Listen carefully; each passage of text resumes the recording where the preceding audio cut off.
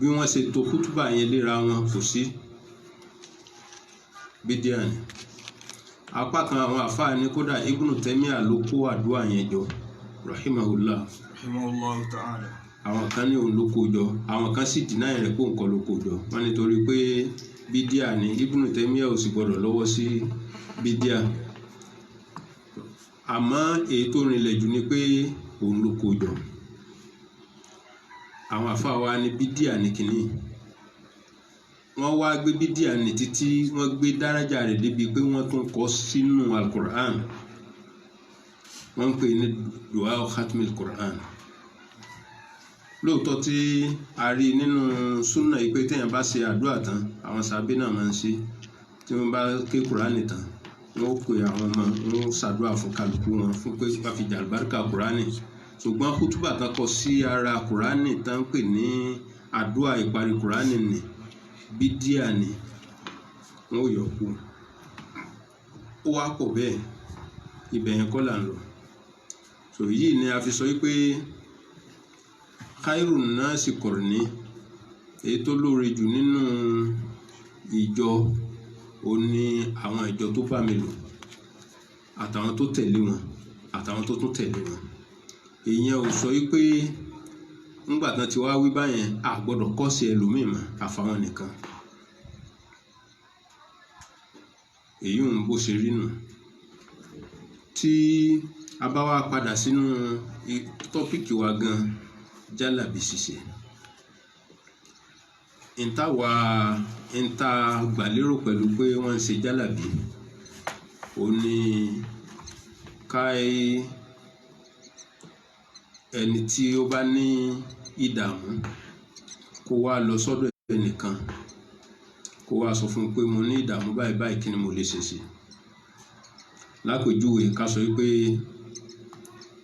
èèyàn ń sùn níjojúmọ́, ó bá ti sùn yóò máa lálàá tó lágbára bí kò ní màálù lé òkè, ó ní mùsùlùmí dáhùn láàmú, ajá ń gé òun jẹ, àbí kó lóun jẹun lójú oorun, kó wà lórí òkè kó máa jábọ́, gbogbo àwọn oríṣiríṣi nǹkan báyìí, kéèyàn máa rìn lójú oorun kó máa ṣubú. Ó wá ti ṣe ló wá lọ bá ìkan, bóyá àfáà ló lọ bá, ó wá ní ẹ dákun nǹkan báyìí ní í ṣe mí, mo ti ṣe àdúrà báyìí, mo ṣe báyìí, ẹ ràn mí lọ́wọ́, kí ni kí n ṣe sí. Kí àfáà ní kó wá sọ fún un pé òkè lọ ṣe àdúrà báyìí. Tó bá lóun ò mọ Kùránì káfọ́ wa ni ó dáa máa bọ̀ wá bọ̀ ká, kó wá bóyá odidi Kùránì náà kà ni o, bóyá Yásìn ni o, bóyá bákan ni o, kó o kà fún. Àbẹ́ ìsìnkọ́ káfá yẹn ní òkè ẹ mú àyà báyìí ẹ hàn fún. Àbí ó dáa ẹ mú ewé báyìí, ẹ mú egbò báyìí, ẹ papọ̀, ẹni kó máa bù sómi tí ń fi ń wẹ̀ kó máa fi ṣẹ̀ra, àbí bẹ́ẹ̀ bẹ́ẹ̀ lọ. Ǹjẹ́ kíní yìí ó lẹ́tọ̀ọ́ nínú Islam? So èyí tá àkọ́kọ́ mẹ́nubà lónìí ó ní ọ̀rọ̀ ewé àtegbò, àti kéèyàn mú anything, kéèyàn sọ pé òun pé ó fi ṣe oògùn kankan, bóyá ó ṣe lóògùn pé bóyá tí n bá ń lo kíní yìí ń máa rí ọjà mi ta dáadáa lápèjúwe, àbí tí n bá ń wẹ àgbo yìí àìsàn tí ń bẹ lára mi yóò ní ìwòsàn, àti nǹkan bẹ́ẹ̀ lọ.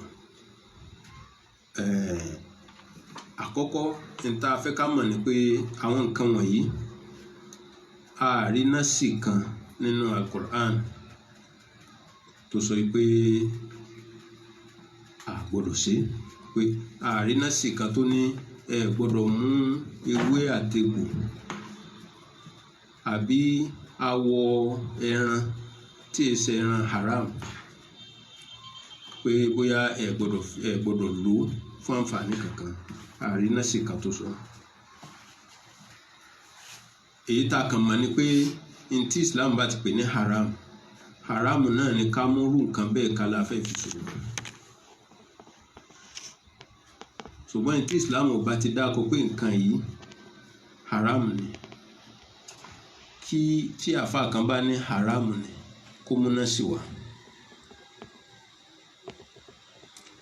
ṣùgbọ́n èyí tán wá ń dákọ tí wọ́n ń dákọ pé idán ni, síhìrù ni. Síhìrù ó yàtọ̀ pátápátá. Nǹkan pè ní idán yàtọ̀ sóògùn.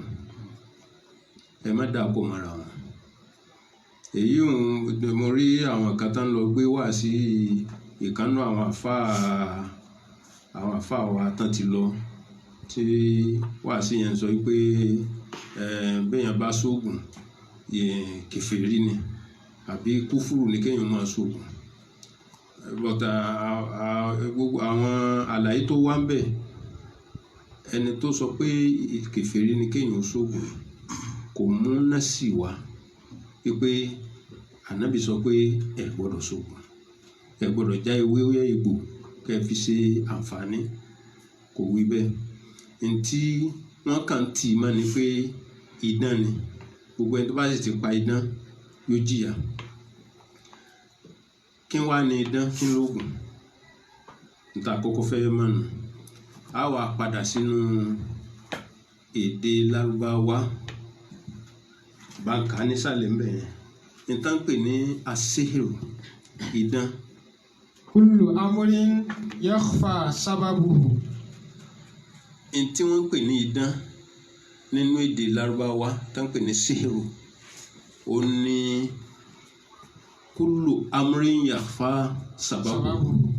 Nǹkan tó jẹ́ pé à ń rí nǹkan yìí tó ń activate, àmọ́ bó ló ṣe ń ṣe, a rí nǹkan yẹn tí ń ṣẹlẹ̀, kí n bó ọ̀nà wo ló gbà, ọgbọ́n wo náà dá sí tí nǹkan yìí fi ṣẹlẹ̀ àmọ́.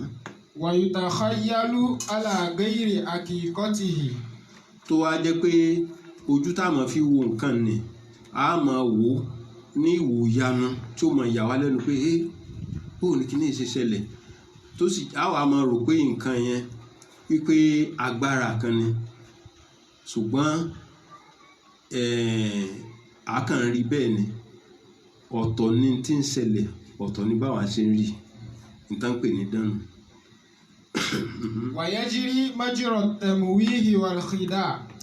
Tí kìíní yẹn wá ń lọ ní wọ́n ń lo nǹkan yẹn tán pè ní idán ni, téèyàn máa lò nílò pé a fẹ́ fi gbéra ẹni ga lójú àwọn èèyàn, a bá fẹ́ fi tan àwọn èèyàn kan lè rò pé nǹkan tá à ń ṣe yìí lóòótọ́ òótọ́ bó ṣe rí nìyẹn. Ikhrajul batili fi suratil haqq. Àwọn àfáà tó ń sọ, wọ́n sọ àlàyé mi nínú èdè Lárúbáwá pé nǹkan pè ní idán òun ni ká pa irọ́, ká wá kùn ún lójú bí ẹni pé òótọ́ ni. Nǹkan pè ní idán nù.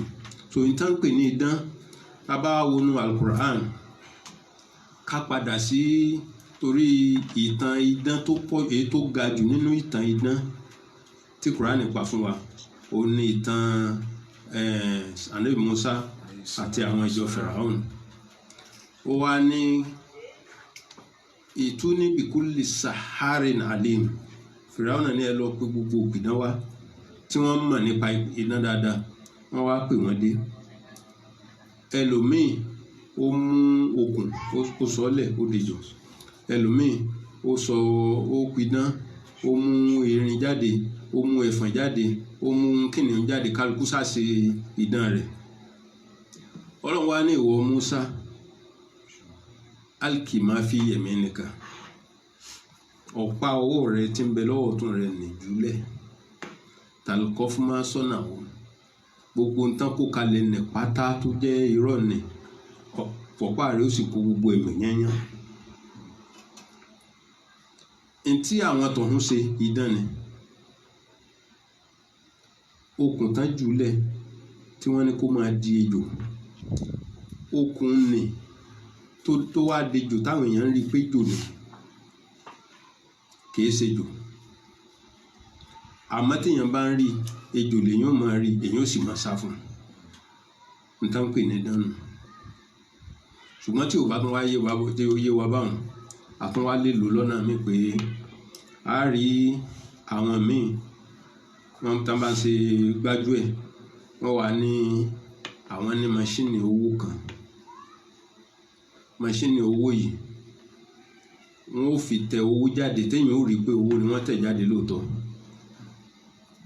Ṣùgbọ́n béèyàn ṣe ń rí ni irọ́ ni kì í ṣowó. Àmẹ́ni tí wọ́n pè jókòó tí ń rí yóò máa rí pé owó ni máṣíìnì ń tẹ̀ jáde lóòótọ́ wà ní òkè. Àmọ́ owó yìí kọ́ tó lé náà àwọn àlìjànnú wà lára rẹ̀. Wọ́n wá lọ mú iye báyìí wá, a gbọ́dọ̀ ṣe sàárà, a gbọ́dọ̀ ṣe kìíní. Wọ́n wá gba gbogbo tán fẹ́ gbà lọ́wọ́ ẹ̀ pátá. Tí wọ́n bá wá fẹ́, tó bá wù wọ́n, wọ́n lè sá lọ. Tó bá sì wù wọ́n, wọ́n lè wá ṣe owó fún un lóòótọ́ tí wọ́n wò ní kó. Ó sì délé kó fi ọṣẹ wẹ̀ lóòótọ́ kí kòkòrò sì kó máa wẹ kòkòrò dálẹ̀ báyìí lára rẹ̀. Ẹ̀rù wà bá ẹnu pé ṣé adúrú tí ayé fi sí mi lánàá yóò wá padà lọ́dọ̀ ẹni tó fún un lọ́sẹ̀ pé mo rí kàyéfì. Kódà kẹ bá rí àwọn kòkòrò tí ń jáde lára gbàkógbà báyìí ni tọ̀hún wà ní táwọn ayé fi sí ọ lánàá. Ká ní bùkátà kan ká wá mú nǹkan kan ká fi ṣe sábàbí kìí ṣe haram. Láti bí ibẹ̀ ẹja kọ́kọ́ wọnú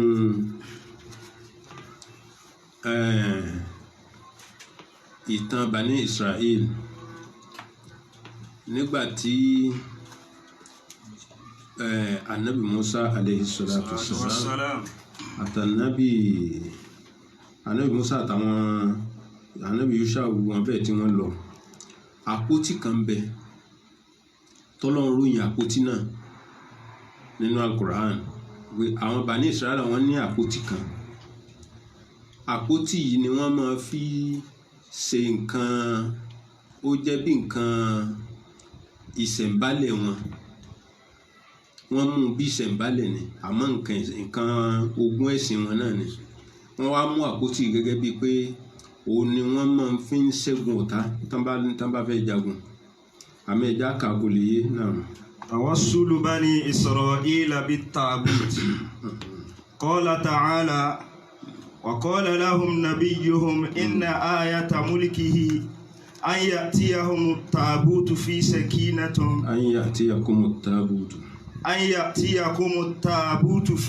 fihi sakinatun min rabbikum wa baqiyatun mimma taraka alu Musa wa alu Harun. Nígbà t'Ọlọ́run ní òun fi ànábì tọ́ Lúùtù,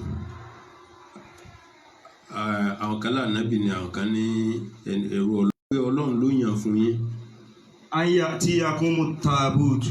Ó ní pé tẹ́ ẹ bá gbà láti fi jọba, tábùtù yín tó ti sọnù, àpótí yín, àpótí tẹ́ ẹ máa fi ṣẹ́gun ọ̀tá tó ti sọnù ni yóò padà wá bá yín ní Tọ́lútù bá jọba yín.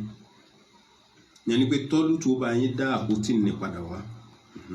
Fihi sakinatun min rabbikum. Torí lára àpótí ni ẹ ti máa rí ìfàyàbalẹ̀ tẹ́ ẹ bá lógun. Wa baqiyatun mimma taraka alu Musa wa alu Harun. Ń sì ń bẹ nínú àpótí náà àwọn orípa ànábì Musa àti ànábì Haruna. Àwọn àfáà sọ pé pọ̀pá rẹ̀ nǹkan àgbàláyé rẹ̀ nísàlẹ̀ kó wọn lẹ́rú ni. Wọ́n àríbi iṣẹ́ òkú ológbò agbárí rẹ̀ ló wà ń bẹ̀. Ìwọ́tọ̀ ní ká má mú nǹkan kan fi ṣe tó bá ti mú nǹkan kan tó bá lò fún àǹfààní kan ọtí ṣẹbọ náà ló ń gbọ́ ìkó orí ológbò. Apá kan ní tafsiri ní ló wà nù àpótí ni ìzá sọ̀rọ̀ hat fi tabuti bí surahi hirrin ayqanu bin nasri wa ja'ahumul fatih. Wọ́n ní tógun bá dé àwọn Bani Israel ó gbé àpótí tàbótù yìí táwọn kan wọ̀nyí wà ń bẹ̀ wọ́n tì síwájú ogun. Tí wọ́n bá gbé síwájú kan tó jáde lógun, tí orí ológbò ní bá ti dún pẹ̀lú ohun ológbò tó fọ ohun olóńgbò jáde. Ayqanu bin nasri. Inú wọn ó dùn pé àwọn ó ṣẹ́gun yìí. Wa ja'ahumul fatihu. Wa qawluhu wa baqiyatun mimma taraka alu Musa wa alu Harun. Kọ́lù wa sọ pé àwọn àṣẹ orípa ànábì Musa àtànábì Haruna tó ṣẹ́kù pé ó wà nínú àpótí náà. قال المفسرون àwọn ní tafsiri sọ báyìí. هي عصا موسى ونعله. wọ́n ní àwọn orípa Musa tó wà ń bẹ alayhi salatu wassalam ó ní ọ̀pá rẹ̀ àti bàtà rẹ̀. وألواه. àti àwọn wàhálà tọ́lọ́run fi ránṣẹ́ sí ní tó fi àwọn òfin sí tó fi ránṣẹ́ sí àwọn Bani Israel. وعصا موسى ورداؤه. وعصا هارون ورداؤه. àti ọ̀pá anabi Haruna àti aṣọ rẹ̀ وإمامته àti láwàní rẹ̀. وغير ذلك من آثارهما. وقد أقر المفسرون بأن التابوت صندوق فيه صور الأنبياء وصور المرسلين. àwọn onítafsírì sì fi rinlẹ̀ pé tàbútù kan yìí àpótí kan táwọn wí náà fọ́tò àwọn ànábì ńbẹ́ńbẹ́ àtàwọn òjíṣẹ́ Ọlọ́run tọ́lọ́run rán fọ́tò wọn ńbẹ́ńbẹ́. وأن الأنبياء كانوا إذا خرجوا لقتال قدموه بين أيديهم. قدموه بين أيديهم. wọ́n wá ní àpótí yìí àǹfààní rẹ̀ fáwọn Bani Israel ni pé tí ogun bá dé tán bá ti palẹ̀ mọ́ ogun tán fẹ́ jáde wọ́n gbé àpótí yẹn wọ́n gbé síwájú. لتسكن نفوس أصحابهم. torí kí àwọn tí ń bá ń bẹ tán jọ jáde ogun yìí kọ́kàn òun lè máa balẹ̀ pé ní tá a wà pẹ̀lú láwàní ànábì Haruna ọ̀pá Musa ọ̀pá Haruna ń bẹ lọ́rùn pẹ̀lú wa kò séwu mọ́ kò sí bẹ̀rù mọ́. ولا يفروا. ولينصروا على أعدائهم. ولينصروا على àti pé ká lè ríran lọ́wọ́ ká lè ráràn sí lórí ọ̀tá wọn. àpótí yẹn ó jẹ́ nǹkan ọ̀rọ̀ nǹkan a lè pè ní ìṣẹ̀ǹbálẹ̀ wọ́n ti sọ di ìṣẹ̀ǹbálẹ̀ bó tẹ̀ jẹ́ pé orípa àwọn ẹni Ọlọ́run ni àmọ́ wọ́n ti sọ di nǹkan tí àwọn Yorùbá ń pè ní ìṣẹ̀ṣe àbí nǹkan ìṣẹ̀ǹbálẹ̀ tó yẹ pé tán bá ti fẹ́ lójú ogun wọ́n gbà pé tákùtì yẹn bá ti wà pẹ̀lú àwọn àkùsọ́ta tó lè forí àwọn. وهذا معنى قوله تعالى فيه سكينة. قال صاحب الفتوحات إلهية. tíra ní jẹ́ bẹ́ẹ̀ tafsiri al-futuhatul ilahiyya. فمعنى قول السكينة فيه أنها مرتبطة به أي مسببة عن حضوره ووجوده عندهم. yẹn ni pé tọ́lọ̀ sọ pé fihi sakinatun ìfàyàbalẹ̀ ń bẹ fáwọn Bani Israila nínú àpótí ni ìyẹn ni pé kìí ṣe pé àpótí wọn ni ó fi wọn lọ́kàn balẹ̀ sọ́bìrì futuhati ilahiyya ní sọ bẹ́ẹ̀ pé kìí ṣe pé àpótí wọn ni ó fi wọn lọ́kàn balẹ̀ ṣùgbọ́n wọ́n mú un gẹ́gẹ́ bí sábàbí ni kìí ṣe pé wọ́n sọ dóòsà bóun gangan ni ó mú ìfàyàbalẹ̀ wá fún wọn ṣùgbọ́n wọ́n mú un gẹ́gẹ́ bí sábàbí pé tí kinní yẹn bá ń bẹ pẹ̀lú wọn Ọlọ́run ó wo kinní ń má wọn la yóò ṣẹ́gun fáwọn. قلت لا شك في أن تقديم التابوت بين يدي القتال لتحصيل السكينة والنصر على الأعداء توسل بالتابوت وبما فيه من آثار الأنبياء. wọ́n ní onítìrà ní eléyìí wá ń tọ́ka pé àṣeyàn lè mú orí pa àwọn ẹni Ọlọ́run kó sì fi ṣe àkàsọ̀ síwájú Ọlọ́run kó mú gẹ́gẹ́ bí sábàbí eléyìí ó dúró báwọn. so níbi bá a ṣe ká yìí ó jẹ́ ká mọ̀ pé àwọn Bani Israila àpótí wọn mú gẹ́gẹ́ bí nǹkan agbára wọn nù.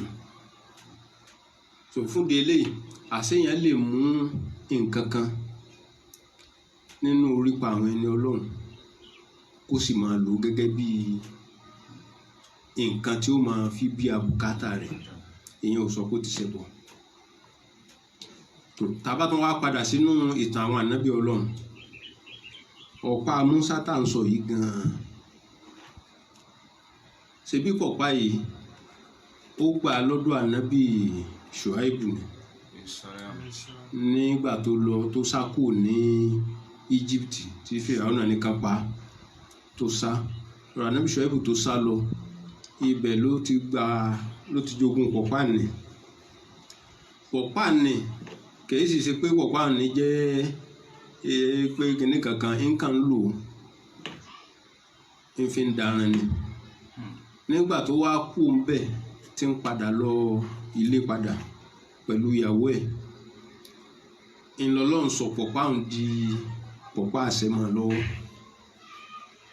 lọ́lọ́run fi ní ju ọ̀pá ọwọ́ rẹ̀ lẹ̀ ó sì jùlẹ̀ ó dejò pọ̀pá yìí kan náà ńgbà tá ànábì Mùsá bẹ Ọlọ́run pé ìwọ Ọlọ́run àwọn ìjọ mi láwọn fẹ́ mú mi why is this task called Mùsá lè kọ́ mi yìí wọ́n fẹ́ mú mi wọn ò ra àró mi mú ilẹ̀ kó làwọn yìí kò sí ibi tá a ti mú mi Ọlọ́run lágbára tí ì bá ṣe pé Ọlọ́run fẹ́ ká mú nǹkan kan ká fi ṣe sábàbí Ọlọ́run lágbára kó sọ pé ìwọ Mùsá sọ fún àpáta yìí kó sẹ́ omi jáde yóò sì sẹ́ ìnàmà amúrò ìzára rẹ̀ ṣááyẹ̀ kúrò làwọn kún ṣebí kọ́lọ́n ó kà sọ pé kómi ó máa sẹ́ jáde náà ni kí n láǹfààní tá a fẹ́ lò bí pé kọ́lọ́n sẹ̀ tún wá sọ fún pé ìwọ Mùsá ọ̀pá ọwọ́ rẹ̀ nì fi na àpáta nígbà tó bá fi na àpáta lọ́tọ̀ rómi ó wá fi na àpáta omi sẹ́ jáde al-akhzu bil asbab a lè mú pọ̀pátá wí igi ni so a jẹ́ pé a lè mú igi ewé igi èpo igi gan fúnra rẹ̀ àti ewé igi ni èpo igi ni igi gan fúnra rẹ̀ kọ́ igi náà ni èso ara rẹ̀ náà igi ni a jẹ́ pé a lè mú nínú àwọn nǹkan wọ̀nyí ká lò fún àǹfààní bùkátà kan èèyàn ò tí ì sọ wá di kèfèrí tí ì bá ti ṣe pé aláníyàn pé a fẹ́ fi ṣe ìṣújú kan a fẹ́ fi purọ́ kan fẹ́nìkan tó yẹ pé a fẹ́ fi lò ó ní tòótọ́ pé a fẹ́ lo àǹfààní rẹ̀ tòótọ́ kò sílẹ̀ fi bẹ̀. ọ̀pá yìí kan náà ni ànábì Mùsá lọ́lọ́run ní nígbà tí tó ó kó Bani Israẹla jáde ní Egypt lọ́dọ̀ Bani Israẹla lọ́dọ̀ Fìràwọ́nà wá tẹ̀lé pẹ̀lú ìjọ rẹ̀ wọ́n lé wọn bọ̀ wá Ọlọ́run ànábì Mùsá wá ń sọ fọ́lọ́run pé Ọlọ́run iná làmúdúràkúnà wọ́n lé wàá bọ̀ wá odò ló sì ti wà níwájú wa yìí Ọlọ́run ní má bẹ̀rù ṣe bó pọ̀pá ń bẹ lọ́wọ́ rẹ̀ fi pọ̀pá rẹ̀ na odò nì ẹ̀rọ náà kọjá ó sì fi nà èé ṣe tọ́lọ́run tó ń ṣẹ̀ṣẹ̀ ní kó lo pọ̀pá wọn tọ́lọ́run òkúkú sọ pé odò máa fún wọn láàyè kan máa kọjá ṣé odò nísùn ni yóò kúkú sún àmọ́ Ọlọ́run fẹ́ kó mú sábàbí kan kó mú wa níta ń pè ní àsọ pé pọ̀pá Mùsá àsọ pé oògùn ni ṣùgbọ́n wọ́n ń tọ́ka fún wa nù pé ká lè mọ̀ pé èèyàn lè lo sábàbí kan kó fi wá bùkátà kan kò tí ì sọ ọ́ dẹ̀bọ̀ tá a bá tún wá kú ń bẹ̀ wọ́n ká lọ sí ọ̀dọ̀ ànábì Yusuf alayhi salatu wassalam nígbà tí ìró wá dé bá pé bàbá rẹ̀ ti sunkún gbà tí ò rí a rí ojú bàbá fífi tí ò fi rí nàmọ́ nígbà tí wọ́n wá ń padà lọ lé táwọn ọbàkan rẹ̀ ń lọ lé ó wá mú ẹ̀wù àṣẹ ó wá fún àwọn ọbàkan rẹ̀ pé ẹ máa lọ tẹ́ ẹ bá délé izhabu bikum sí haza fa'alikuhu ala wajhi àbí ya'ti basira ẹ mú ẹ̀wù mi yìí ẹ lọ fi kan bàbá mi lójú tó bá ti kàn lójú báyìí ojú rẹ̀ ó là lẹ́ẹ̀kan náà ni wọ́n fi ń kọ́ wa nù pé àṣeyàn lè mú ẹ̀wù tí wọ́n ní kán mú lọ yìí ẹ̀dá Ọlọ́run lẹ̀wù inú tọ́lọ́run dá láti mú ẹ̀wù jáde àmọ́ síbẹ̀síbẹ̀ àwọn ànábì Ọlọ́run lò wọ́n fi bí abùkátà ojú rẹ̀ sì là lóòótọ́ ànábì Yakub ànábì Yusuf ní ànábì ní òjíṣẹ́ ni ànábì Yakub ànábì ní òjíṣẹ́ ni àwọn méjèèjì kò sí tí ò lágbára láti sọ fọ́lọ́run pé Ọlọ́run bá ń la ojú yìí tí ó sì là kí ni wọ́n fẹ́ fàyọ ń bi pé ká ṣẹ̀ṣẹ̀ fi ẹ̀wù kan ní ojú kójú rẹ̀ tó là wọ́n fi ń kọ́ wa ni pé èèyàn lè mú nǹkan inú tọ́lọ̀ ń dá ewé àtegbò àti tí ń bẹ lórílẹ̀ ká lò fún bùkátà kan àmọ́ ká má fọkàn sí pé kinní yẹn ló bí a bùkátà nì gẹ́gẹ́ bí anabi Yusuf àti anabi Yakub bí wọn ò ṣe ní fọkàn sí pé ẹ̀wù yẹn ló la ojú rẹ̀ wọ́n gbà pọ́lọ̀ náà ló là ṣùgbọ́n wọ́n kàn fi ẹ̀wù yẹn ṣe kíni wọ́n fi ṣe sábàbí. Bẹ́ẹ̀ náà ni anabi Suleiman aleyhi salatu wassalam gbogbo àwọn onítàfsírì ni wọ́n sọ pé àṣírí ọlá rẹ̀ lóòótọ́ ó ṣàdúrà ní pé kọ́lọ́run ó dáhùn lọ́lá wọ́n wá ní àṣírí ọlá rẹ̀ ń bẹ lára òka tí ń lò Khatimu Suleiman wọ́n ní àṣírí rẹ̀ ń bẹ lára òka ni kí ló òka fẹ́ ṣe òka lè dáhùn kankan sí mi ṣùgbọ́n wọ́n kàn lò gẹ́gẹ́ bíi pé sábàbí ara rẹ̀ mọ́ káwá padà wá sọ́dọ̀ anabi Muhammad sallallahu alaihi wasallam a rí nínú ìtàn tí wọ́n sọ wípé nígbà tí àwọn ọ̀tá lọ sí anabi mali ní Maka tí wọ́n ti búrò kó fẹ́ ṣe hijira wọ́n lọ sí mali ṣùgbọ́n nínú ìtàn anabi bu yẹ̀pẹ̀ ńlẹ̀ sallallahu alaihi wasallam ó sì ka Suratu Yasin sí ó wá fọ́n sí àwọn tí ó fọ́n sí wọn gbogbo wọn sì sùn lọ fáá tànàbí fi kọjá wọn wà tànàbí bá fẹ́ sọ fọ́lọ́run pé Ọlọ́run bá ń kùn wọn lóhùn sódìgbà tó bá ṣe bu yẹ̀pẹ̀ kan lẹ̀ pé ó dà sí wọn ṣùgbọ́n yẹ̀pẹ̀ tó bù ní ń sọ fún wa pé ń fi ń kọ́ wa nù pé a lè lo sábàbí láti fi bí àbùkátà kan àtúnwárí bẹ́ẹ̀ pé ó ka Yasin tó kà ní ajẹ́pá a lè lo àyà Kùránì láti fi bí àbùkátà kan. Ọ̀nà kejì nínú ogun Badri Ànábì bu yẹ̀pẹ̀ ọwọ́ kan lẹ̀ tí àwọn òkúta ń bẹ lára yẹ̀pẹ̀ náà ó wá sọ pé ṣáhátìl wujuh ó sì fún sí àwọn ọmọ ogun sábàbù. Tá a bá ti lò lọ́nà ìwọ̀ pé bóyá nǹkan ìwọ̀ la fẹ́ fi ṣe egbògi náà bá láìfi kò sí láìfi ń bẹ. Eléyìí ó jẹ́ àlàyé kan nínú àwọn àlàyé tí a gbọ́ pé àwọn kan ń sọ pé gbogbo ẹni tó bá ń ṣe oògùn pé ọmọ náà ni òpè náà ni ó ti dọ̀ ọmọ náà kèfèrí ni bó láti pè ń kèfèrí ṣé n táwọn ànábì bá ṣe bọ́lọ́run fi ń kọ́ wa lẹ́kọ̀ọ́ ni Ọlọ́run fi ń kọ́ wa lẹ́kọ̀ọ́ ni ọ̀pá ànábì Musa ní tóun ò fi lè jẹ́ idán òun ni pé àṣẹ Ọlọ́run ọ̀pá yẹn kì í ṣe kó dà níyàn kó fẹ́ fi tan àwọn èèyàn àmọ́ àwọn táwọn kò dán yẹn Ọlọ́run ní wasitarhabu wọn fi dẹ́rù bà yẹn ni àmọ́ ọ̀pá ànábì Musa kì í ṣe kó fi dẹ́rù bà wọn hakíkàtà ni gbogbo tó bá lò fún hakíkà ni ntòun ìfi ṣe dànù ń jẹ́ mùjísà tẹ̀ ó wá pọ̀ bẹ́ẹ̀ tá a bá ní ká máa wo inú tírà tá a bá ní ká máa kà ó pọ̀ bẹ́ẹ̀ tá a máa rí pé àwọn ẹni Ọlọ́run wọ́n lo àwọn nǹkan kan nínú tọ́lọ̀ ń dá wọ́n fi ṣe sábàbí wọ́n fi bí àbùkátà kan láì jẹ́ pé wọ́n sọ kínní òǹdọ́lọ́ eléyìí wọ́n ìṣẹ̀bọ̀ al-akhazu bil asbab èèyàn mú nǹkan ó fi ṣe sábàbí nǹkan kan tó sábàbí ìṣiṣọlọ eléyìí jẹ́ kókó àlàyé lórí pé ǹjẹ́ a lè lo ewé àtegbò ẹni tó bá lò só ti di kèfèrí nù ni àlàyé ni lẹ́yìn náà tá a bá wọnú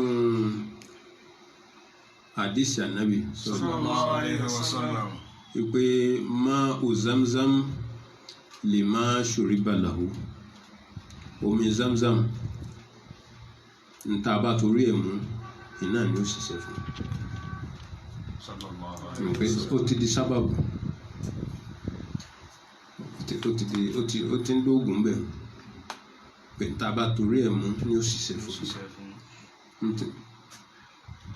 àdéhùn ó sọ híhì o kò sọ híhì o à ń sàmú gbogbo ẹni tó bá lọ ájì yóò mú, yóò sì dàníyàn, yóò ṣàdúrà kó tó mú. Ó wà nù súnà kéèyàn ṣàdúrà kó tó mú mi yẹn, kó dàníyàn tó fẹ́ torí ẹ̀ mú omi yìí. Tó bá sì dàníyàn rẹ̀ lóòótọ́ yóò sì rí bẹ́ẹ̀. Ṣé omi Zamzam yẹn ṣé kìí sára ẹ̀dá Ọlọ́run? Tá a bá ti lè mú fún bùkátà kan, àfi wá láàfíà ni o, àfi wá ohun tá a bá bùkà fi wá, ó ti dògùn. So tá a bá sì lè fi lò, tá a bá ti kọ̀ láti lò pé èyí wọ̀n ṣe idán. So gbogbo nǹkan míì náà tó bá jẹ́dọ̀ Ọlọ́run tá a bá mú, tó bá ti yẹ lẹ́yìn tọ́lọ́run ṣe léèwọ̀, lábàṣà kò sí láìfi bẹ́ẹ̀. Ibi táburú wà òun ni ẹni tó bá dà láníyàn pé òun fẹ́ fi ṣe 419 ẹnìkan, tó yẹ pé òun tó kójọ tó pè lóògùn àṣírí fẹ́ kó dàbí oògùn lójú ẹni tó gbé fún, nǹkan pè ní ìdánù, àwọn òkè ìdánù ó yàtọ̀ síra wọn. Káàfọ̀ wá méwé kó mégbò kó gùn pọ̀ kó lò láǹfààní kò tí ì sọ di babaláwo. Babaláwo tí ń jẹ́ babaláwo ọ̀tọ̀ ni, tí ń jẹ́ babaláwo awo ọ̀tọ̀ láwo ọ̀tọ̀ lóògùn. Tòótá bàbá mú nǹkan kan pé ó ń lo ewé, ó ń lo egbò, ó ń lo ọṣẹ, kò í ṣe babaláwo. Òun náà mú inú tọ́lọ̀ ń dá, ó fi ṣe sábàbí bùkátà kan ó tán.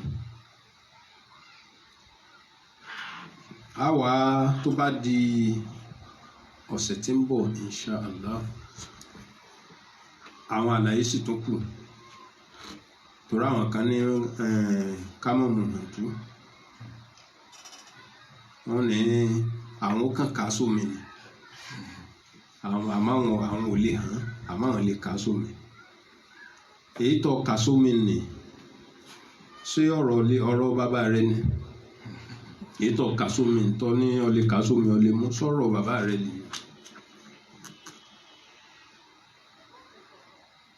Ǹjẹ́ a lè hàn tú? Bẹ́ẹ̀ ni, ǹjẹ́ a lè pe aláàfáà ká ní kán bá wa ṣàdúà, ká sì fún wọn lówó? Ǹjẹ́ ó lẹ́tọ̀ọ́? Gbogbo àwọn nǹkan wọ̀nyí á tẹ̀síwájú lórí ẹ̀. Ṣùgbọ́n tí mo kàn fẹ́ pàkíyèsí àwa jàmáà ni pé pàápàá àwọn ẹ̀yin ìyá wa, ọmọ ìyá wa Sálàfí, lórí pé kẹ̀kàn sábù eléyìí, kẹ̀kọ̀lù eléyìí, ẹ lè gbé gbogbo èèyàn sórí bìlífù tiyín nìkan. Ntẹ́yìn nìkan tó bá ti jẹ́ pé ntẹ́yìn gbọ́yé ní táwọn àfáà yín ní báyìí ni ó ti tán, kò sí nǹkan mìíràn.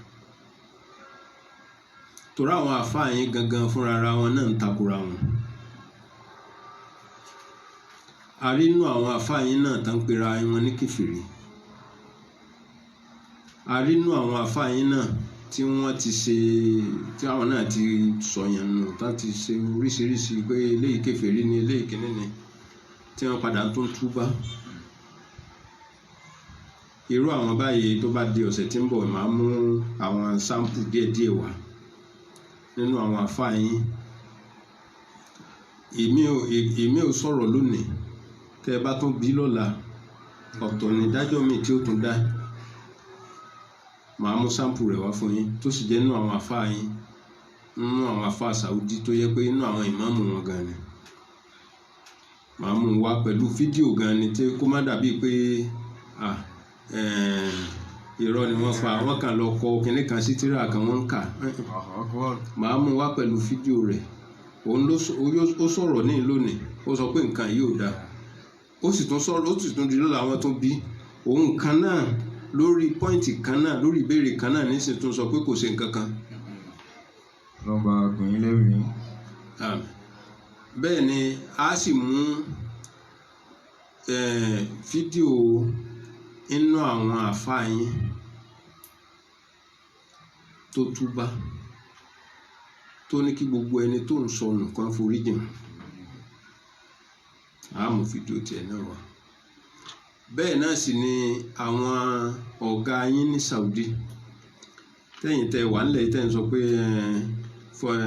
kúlù sọ́wìrín fi náà fọ́tò yíyà ẹni tó bá ya fọ́tò ọmọ náà ni ẹ máa wọlé àwọn òbí yín tẹ́ bá ti wọ ìjọ yín gbogbo àwọn fọ́tò bẹ̀ ẹ máa já sọnù àbí kẹ́ yí kẹ́ dúdú rẹ̀ dógiri tẹ́ máa àwọn àáfàá yín tán ya fọ́tò tí wọ́n tún yà pẹ̀lú obìnrin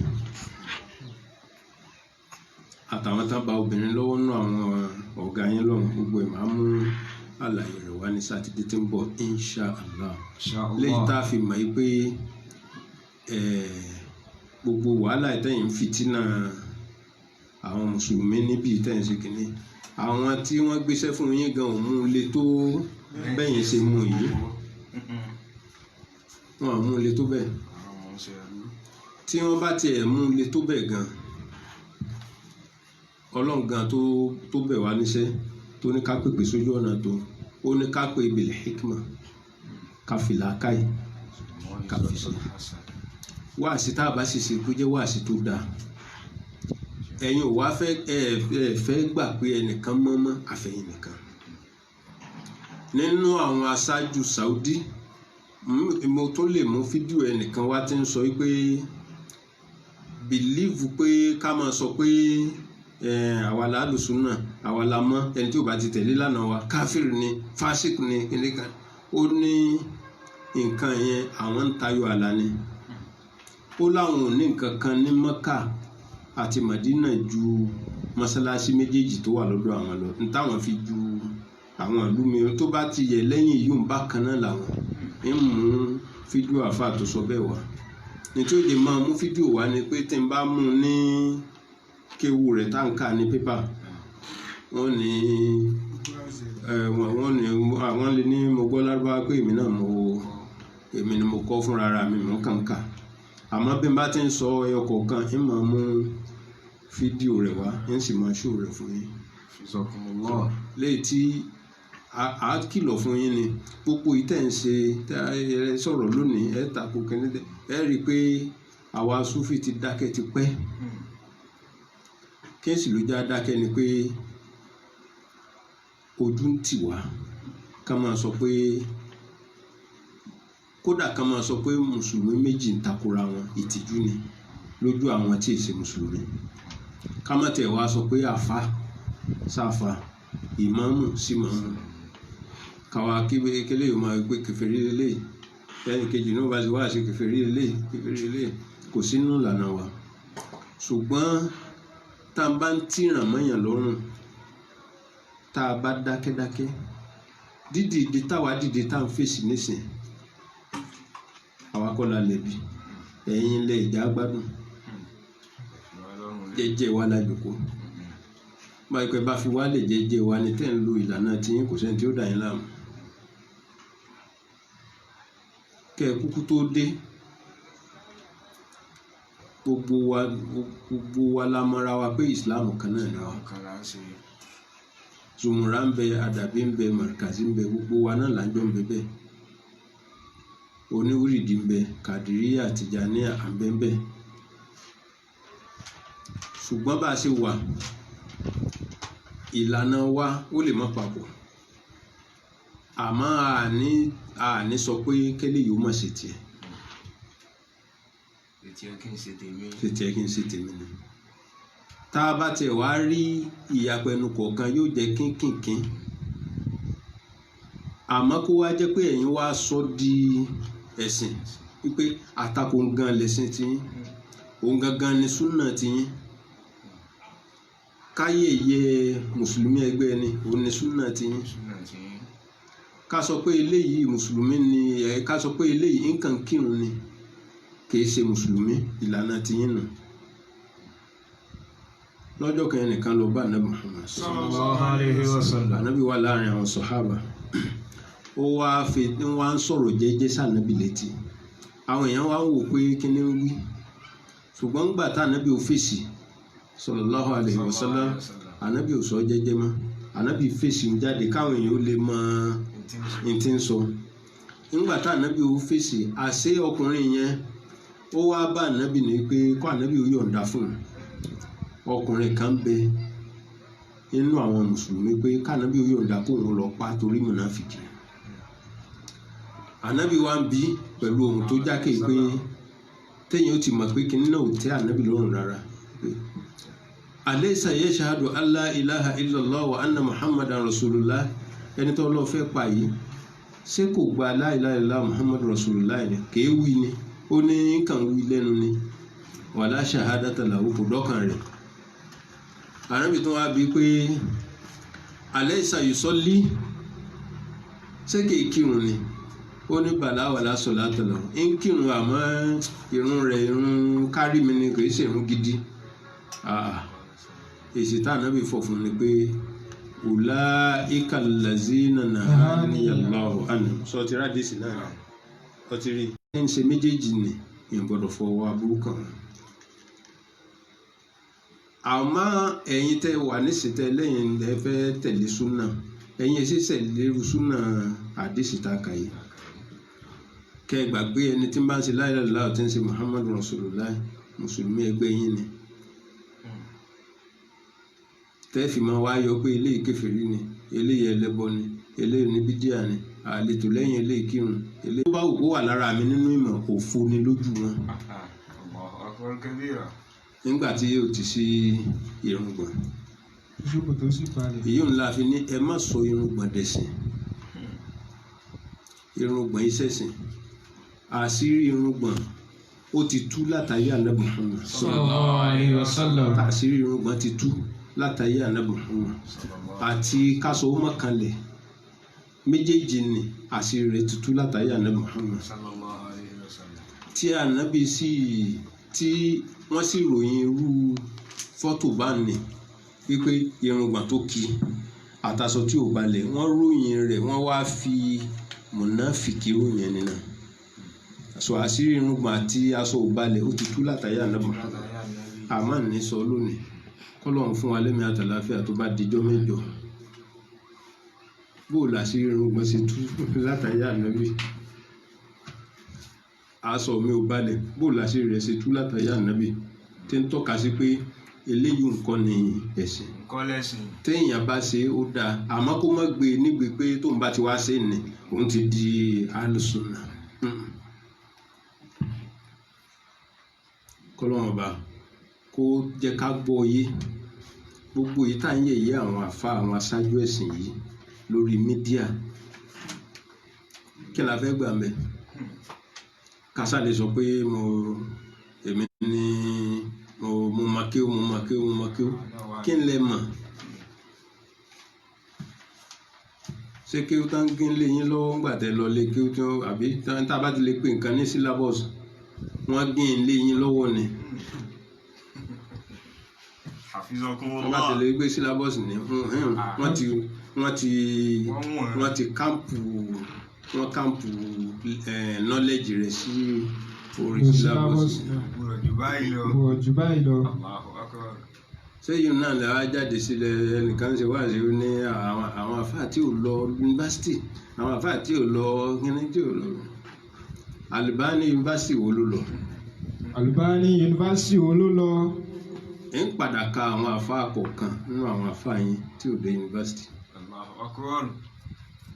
tẹ́ bá ti fẹ́ sọ̀rọ̀ Albani lónìí ẹni alàlámà ọlọ́pọ̀lọpọ̀ mímọ́ òun tún ti kọjá gba dókítà gba pòfẹ́sọ̀ gba kìnní aláàmà tó máa ti gba gbogbo lẹ́fù yẹn kò sì dé yunifásitì kò ka yunifásitì kò ní ṣáádà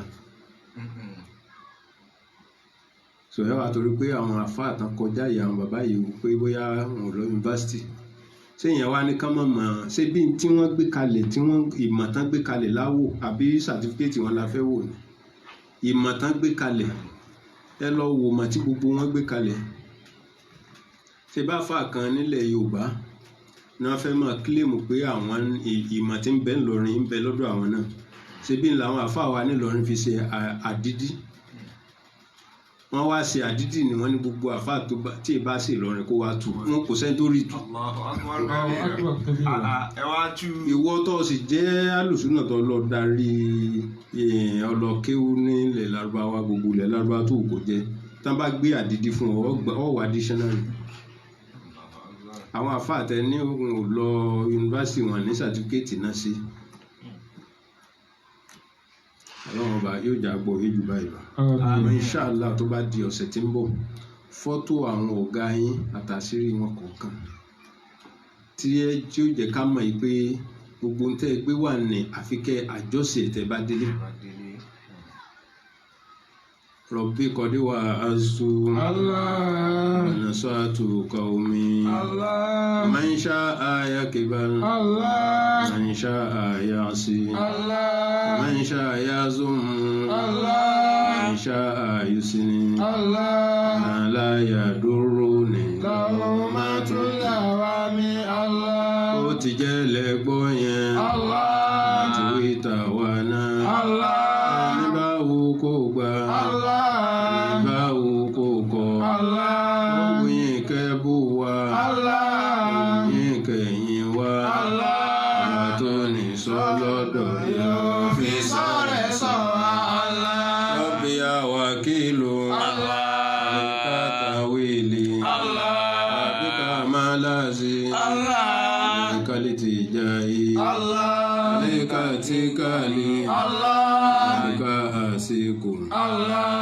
وعلى حولك لا قوتك اعتماد أمري يا مجير من دار ربنا أجرني سبحان ربك رب العزة عما يصفون والسلام على المرسلين والحمد لله.